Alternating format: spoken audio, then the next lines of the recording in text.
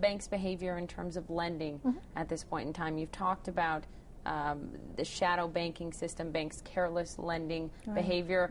People that took those loans, their careless behavior as well. It goes both ways. Have banks changed their behavior on that front, on the lending front, in terms of risk-taking? Yeah, I think on the lending front, actually, I worry that we've gone too far back the other direction. There had to be some tightening. There was credit out there, loans being made that should not have been made. They weren't in anyone's interest. And but I do worry that they're recoiling back too far the other way. And this is why but the smaller banks, at least as of the end of the third quarter, we'll have our fourth quarter announcement of our quarterly banking profile here pretty soon. But in the third quarter, the loan balances for the larger banks were down. But the smaller banks were I think, the smallest ones, the loan balances were actually up.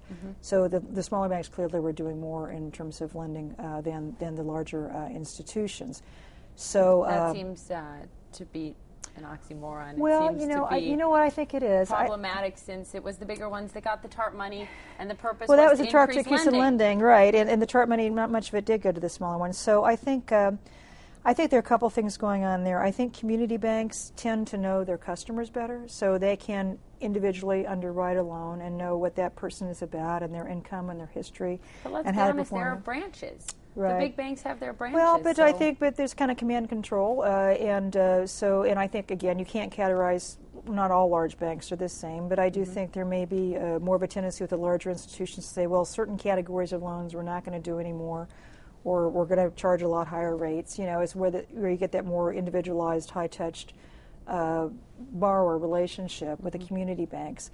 So my sense is that's one of the reasons that is feeding into this, because you do have these more localized, more intimate decision-making with the borrowers. And so that said, I think, the community banks, getting back to the commercial real estate, they have a lot of those loans on their books, and they have to reserve to absorb losses against those loans. So that will constrain their lending capacity. And so I think, having some programs that are designed to address that and support them, because they do a lot of the small business lending, which is really important for job growth. What about the loan modification programs through the administration? Those obviously affect a lot of those regional banks. Right.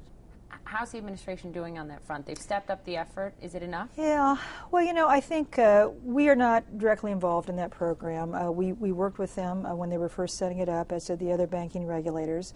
But I think I think it's a tremendously challenging job to have a national program, given the scope of the problem. And I think they were starting late. We were well into the crisis, the foreclosure crisis, when they tried to put the program together.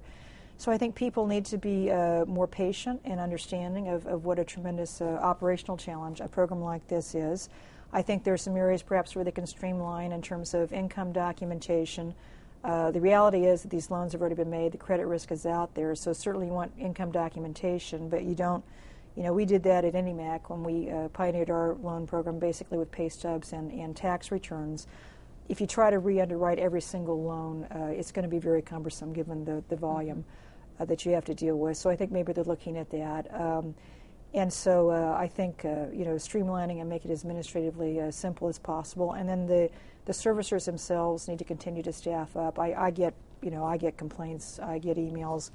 We try to track all of these down when we hear about it in terms of some of the banks that we have loss sharing arrangements with, where we require that they do loan modifications. And so I think you need to make sure that they have enough staff and that they've got their call centers manned, and that they're people who deserve loan mods are getting loan mods, and there's a follow-through.